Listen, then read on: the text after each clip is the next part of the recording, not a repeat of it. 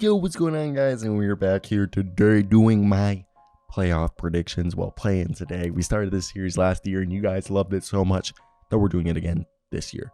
As for anyone who hasn't seen my prediction video before, what we do here, ladies and gentlemen, is I will talk about both teams, the Chicago Bulls and the Toronto Raptors, the two playing teams fighting for the 9th and 10th spot, which is technically the 8th seed.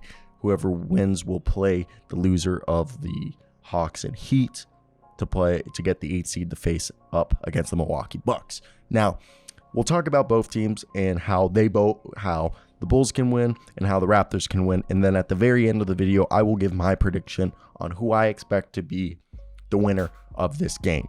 Now, if you guys are unaware, so far this season, the Toronto Raptors and the Bulls have faced off 3 times versus each other.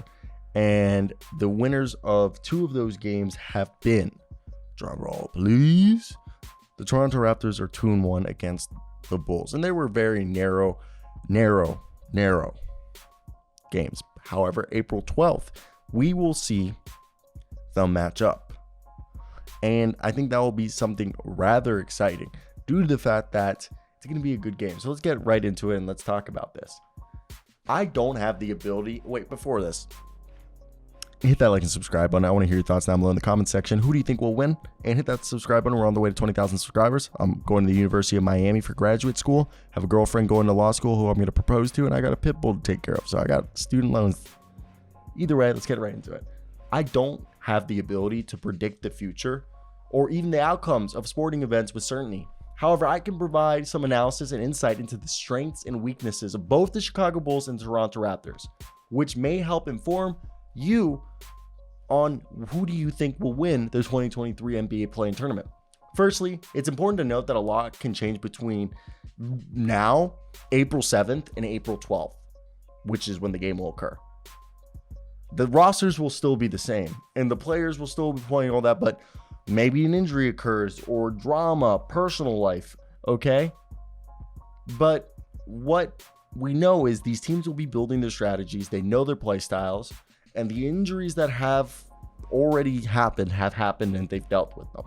So assuming both teams remain, nothing insane happens, that someone gets hurt in practice or anything, let's take a closer look at this team. Let's start with the Chicago Bulls. This is a team led by DeMar DeRozan, Zach LaVine, and Nikola Vucevic. All right. And they're a squad that, for whatever you want to think, they're a good team. All right.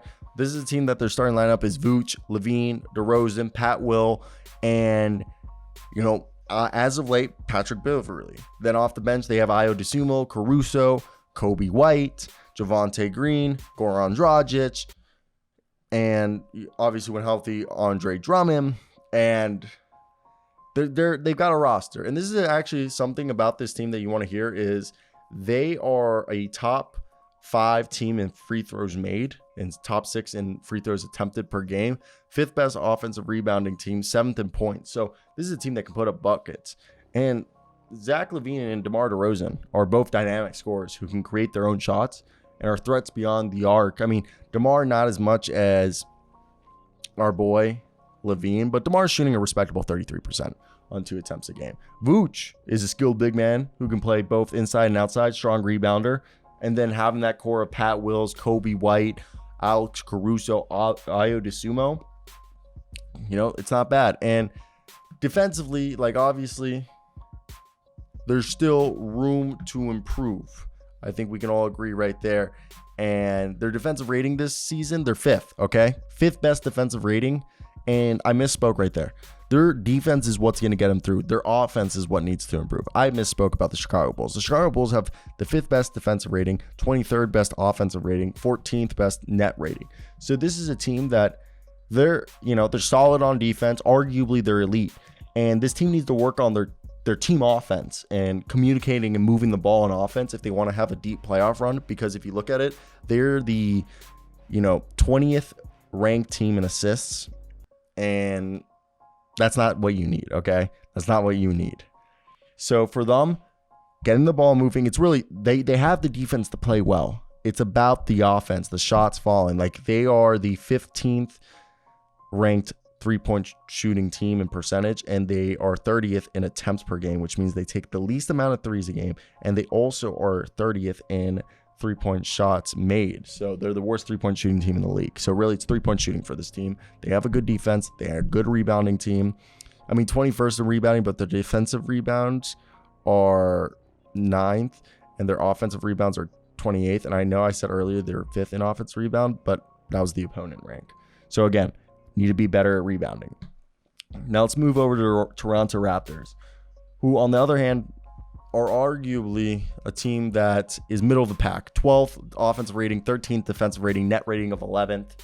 They're very middle, which, you know, I think shows that kind of there's somewhat consistency, but at the same time there isn't really consistency in this team, because sometimes they're really good and then sometimes they can look really bad with the Toronto Raptors.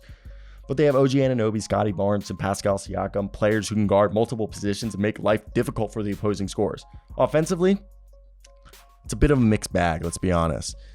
This is a team that right now is 22nd in 3-point attempts made, 38th in 3-point percentage, and 23rd in points per game, all right? But they are the number 1 team in steals per game, and 8th in blocks, and 1st in their turnover department.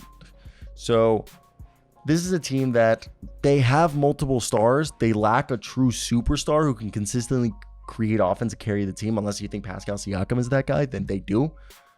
And they need to rely on all their players, from Jakob Poeltl to Pascal Siakam to Fred VanVleet to OG Anunoby, Gary Trent, Scotty Barnes. And then I assume those are going to be like the main 6 guys. And then you sprinkle in some Precious Achiuwa, I guess a little bit of Will Barton, who's been a disappointment. He's really washed.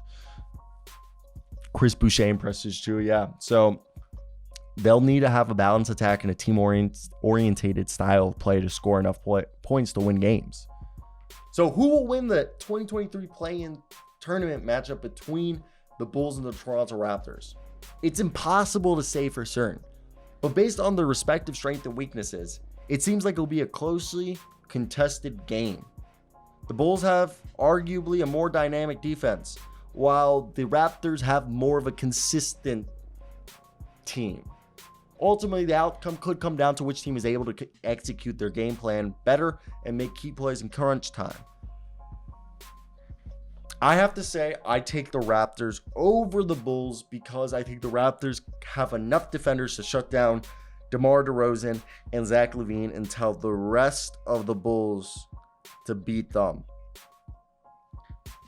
And I don't think they'll be able to. So I want to hear your guys' thoughts down below in the comment section. What do you guys think of this? Like, comment, subscribe. We're on the way to 20,000. I love you.